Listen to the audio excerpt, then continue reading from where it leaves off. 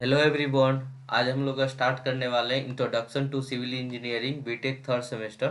ठीक है। BTech third semester में इंट्रोडक्शन टू सिविल इंजीनियरिंग में एक चैप्टर है जहाँ पे हाइड्रोलिक्स, हाइड्रोलॉजी और इरिगेशन के बारे में पढ़ना था।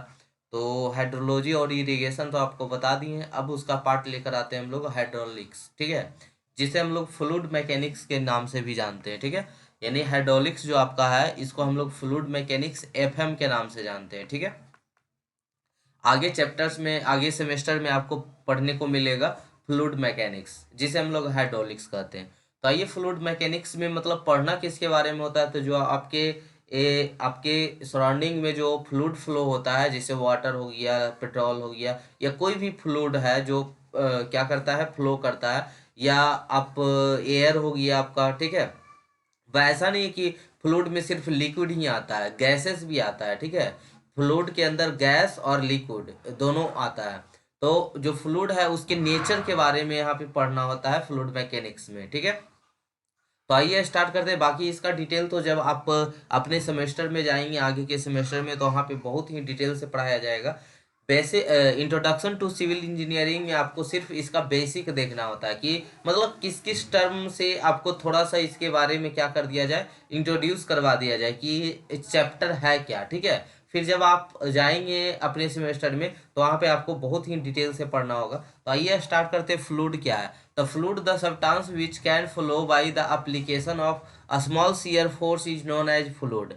एक shear force के कारण फ्लो होता है सब्सटेंस में, उसे हम लोग फ्लूइड कहते हैं। और फ्लूइड लिक्विड या गैस दोनों हो सकता है। कोई कोई समझ रहे होंगे फ्लूइड का मतलब सिर्फ लिक्विड को कंसीडर करते हैं, तो नहीं, ऐसा नहीं है। गैस भी है जो क्या होता है, फ्लो करता है shear force के एप्लीकेशन से। तो the substance which can flow by the application of a small shear force is known as fluid. If the fluid is in a static condition then the value of shear force will be zero. जो flow करता है वो shear force की वजह से ही करता है। shear force क्या होता है कि मान लीजिए ये पहला लेयर है, दूसरा लेयर है, तो ये दोनों के बीच में एक फोर्स जनरेट होता है जिसे हम लोग क्या बोलते हैं, shear फोर्स। आगे विस्कोसिटी के बारे में भी पढ़ेंगे। तो if the fluid is in a static condition then the value of shear force will be zero। अगर वो स्टैटिक में रुका हुआ फ्लूइड है, ठीक है, तो वहां पे shear force क्या होगा, जीरो होगा।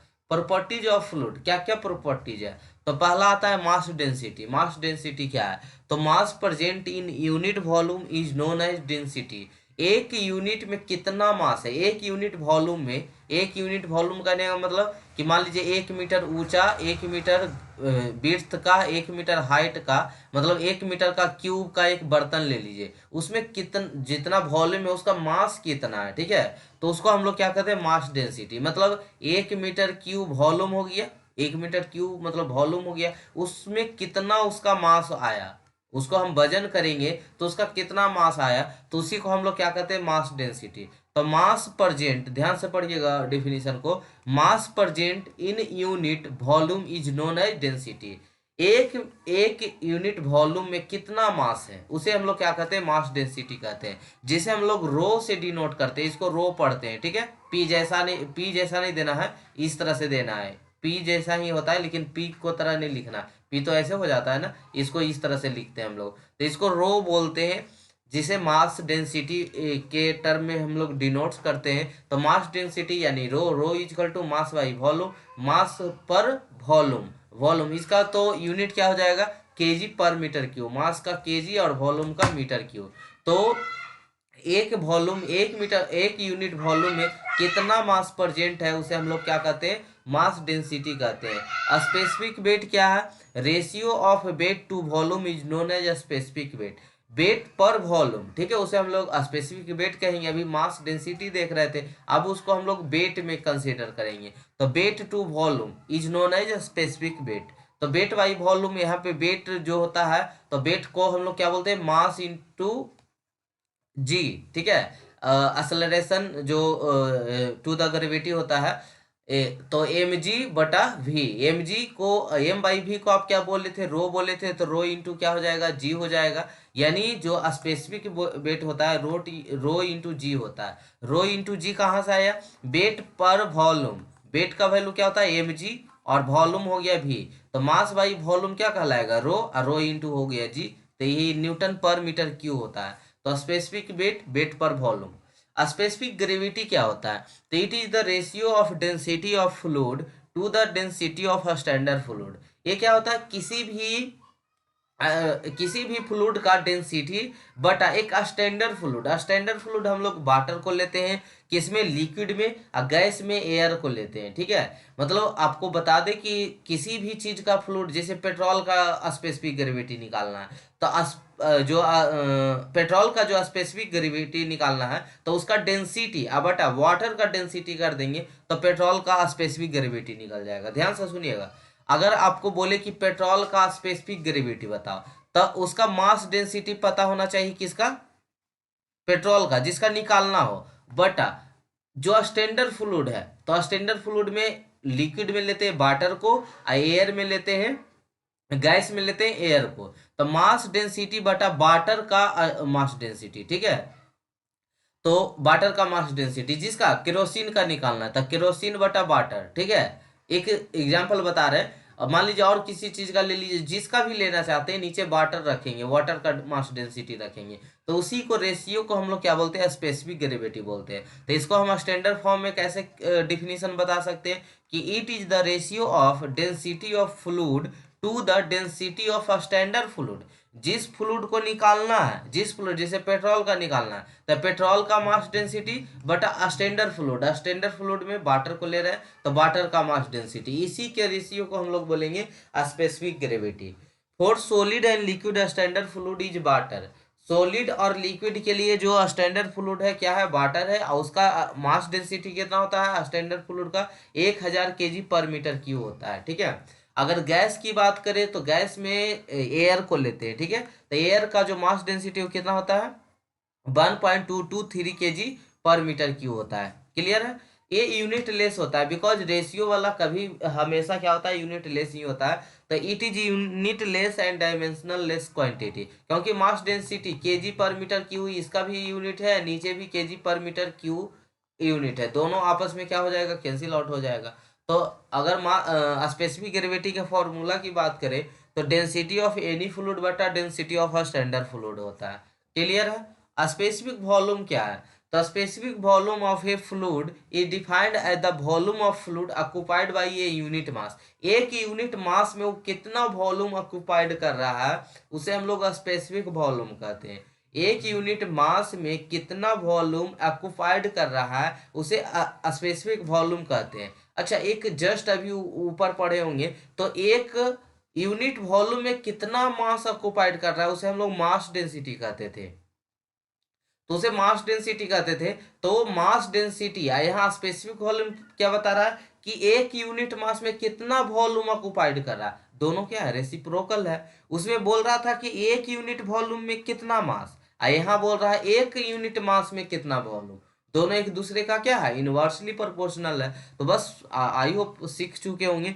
Specific volume of a fluid is defined as the volume of a fluid occupied by a unit mass. So volume पर unit mass is called a specific volume. तो उसे हम लोग क्या कहते हैं, वॉल्यूम पर unit mass is called a specific volume. Specific volume क्या हो जाएगा, वॉल्यूम बाई मास। तो volume of fluid by mass of fluid. ठीक है, किसी फ्लूइड का वॉल्यूम बटा किसी फ्लूइड का मास, उसे हम लोग स्पेसिफिक वॉल्यूम कहते हैं। और ये जो स्पेसिफिक वॉल्यूम होता है, जो क्या होता है, V बाई एम, यानी 1/ρ। आप जस्ट ऊपर पढ़े होंगे मास डेंसिटी, तो मास डेंसिटी क्या होता था, मास बाई वॉल्यूम, जिसको हम लोग रो से डिनोट करते थे। तो यहाँ वॉल्यूम बाई मास हो गया था, 1/ρ कर देंगे। और जो इसका फॉर्मूला हो जाएगा, सॉरी यूनिट हो जाएगा, वो क्या हो जाएगा, मीटर क्यूब पर KG. Specific volume is reciprocal of mass density, यानी जो स्पेसिफिक वॉल्यूम होता है वो मास डेंसिटी का क्या होता है, रेसिप्रोकल होता है। Commonly used for gases, specific volume कितना होता है गैस का, 0.78 मीटर क्यूब पर केजी। ये सब ऑब्जेक्टिव क्वेश्चन में पूछे जा सकते हैं। आइए विस्कोसिटी के ऊपर चलते हैं। विस्कोसिटी क्या है, तो देखते होंगे आप, फ्रिक्शन पहले पढ़े, फ्रिक्शन के जैसा ही आपको समझा देंगे, ये समझ में आ जाएगा। फ्रिक्शन आप पढ़े होंगे कि जब आप जमीन पे चलते हैं, तो जो जमीन का यानी अर्थ में और आपके पैर में जब चल रहे होंगे, मोशन हो रहा होगा, तो यहाँ एक रेजिस्टेंस फोर्स लगता है जिसे आप लोग फ्रिक्शन बोलते थे। आप इधर चल रहे हैं तो ये इधर की ओर फोर्स लगाता था, जिसे आप लोग क्या कहते थे, फ्रिक्शन कहते थे। उसी प्रकार से, ठीक उसी प्रकार से समझिएगा कि विस्कोसिटी क्या है, कि दो वाटर नदी है, देखिए पहले नदी है, ठीक है, ये नदी है, तो नदी में बहुत सारा पानी का लेयर होगा, बहुत सारा पानी का लेयर होगा, तो ये दोनों को बीच में जो इंटरनल रेजिस्टिंग फोर्स लगता है एक एक लेयर के और दूसरे लेयर के बीच में, उसे ही हम लोग विस्कोसिटी के नाम से जानते हैं। उसे किस नाम से जानते हैं, विस्कोसिटी के नाम से जानते हैं। और यूनिट ऑफ विस्कोसिटी क्या होता है, न्यूटन पर मीटर स्क्वायर सेकेंड होता है, ठीक है। अब बात करें आपसे एक बहुत ही इंपॉर्टेंट क्वेश्चन की, जो देखते होंगे कि ऊपर लेयर पे क्या होता है, मैक्सिमम वेलोसिटी होता है, और जैसे जैसे नीचे आते जाते हैं, जैसे जैसे नीचे आते हैं उसका वेलोसिटी क्या होता है, घटते जाता है। और एक टाइम में ऐसा आता है कि बेड पर आकर उसका वेलोसिटी कितना होता है, 0 हो जाता है। यानी ध्यान से सुनिएगा कि जो आप नदी में देखते होंगे तो नदी में ऊपर का लेयर में वेलोसिटी ज्यादा होता है, मतलब आप बोले तो धारा ज्यादा होता है। फिर जैसे जैसे नीचे आते जाते हैं धारा कम होते जाता है, ठीक है, यानी उसका वेलोसिटी कम होते जाता है। अब बेड पे आके तो वेलोसिटी 0 हो जाता है, मतलब वहां पे कोई भी वाटर का फ्लो नहीं होता है, पानी जैसे रहता है वैसे पड़ा रहता है, ठीक है, इसमें कोई वेलोसिटी नहीं होता है। कहाँ पे, बेड पे। लेकिन बेड से जैसे ही आगे बढ़ते हैं धीरे धीरे वेलोसिटी बढ़ते जाता है। वेलोसिटी का मतलब समझ रहे हैं ना, पानी का जो वेलोसिटी है बढ़ते जाएगा, बढ़ते जाएगा, ठीक है। और जो ऊपर लेयर पे, सबसे ऊपर लेयर पे मैक्सिमम वेलोसिटी होता है, ऊपर वाला लेयर पे मैक्सिमम वेलोसिटी होता है। तो इसलिए ग्राफ इसका इस तरह से बनता है इसका, कि इसका जो ऊपर वाला लेयर पे मैक्सिमम वेलोसिटी है, धीरे धीरे इसका वेलोसिटी घटते जाता है, घटते जाता है, घटते जाता है, और बेड पे आकर इसका वेलोसिटी कितना हो जाता है, 0 हो जाता है, ठीक है। तो यही इसका क्या था, विस्कोसिटी था। उसके बाद हम लोग आइडियल फ्लूइड के बारे में देख लेते हैं, उसके बाद हम लोग बाकी के चैप्टर प्रेशर से कल चलेंगे, ठीक है। तो सरफेस टेंशन और आइडियल फ्लूइड को देख लेते हैं। तो आइडियल फ्लूइड क्या है, तो the fluid which is incompressible, वैसा फ्लूइड जो इनकम्प्रेसिबल हो, इनविस्कस हो, उसमें किसी तरह का विस्कस फोर्स न लग रहा हो, और इनकम्प्रेसिबल हो, वो वाटर को दबाने पे, कंप्रेस करने पे कंप्रेस ना होता हो, तो उसे हम लोग आइडियल फ्लूइड कहते हैं। ऐसा वर्ल्ड में एग्जिस्ट ही नहीं करता है फ्लूइड, बस एक क्या है, इमेजिनरी फ्लूइड है। सभी फ्लूइड में कुछ ना कुछ कंप्रेसिबल है ही है, ठीक है। आइडियल फ्लूइड में नहीं होता है और ये एग्जिस्ट भी नहीं करता है। हम लोग बस मान लेते हैं इमेजिनरी फ्लूइड के तौर पे, जिसे आइडियल फ्लूइड बोलते हैं, ठीक है। सरफेस टेंशन क्या है, तो देखते होंगे सरफेस के दो लेयर के बीच में क्या था, अच्छा वाटर का ड्रॉप देखें, बोलते हैं कि जो वाटर का ड्रॉप होता है, जो रेनफॉल का बूंद होता है, वो क्या होता है, गोल होता है। उसका रीजन क्या है, सरफेस टेंशन के वजह से। पानी के ऊपर मच्छर तैरता है ना, तो किसके वजह से, सरफेस टेंशन के वजह से, ठीक है। So it is a tensile force acting on the surface of liquid in contact with air of gas or in between two immiscible liquid.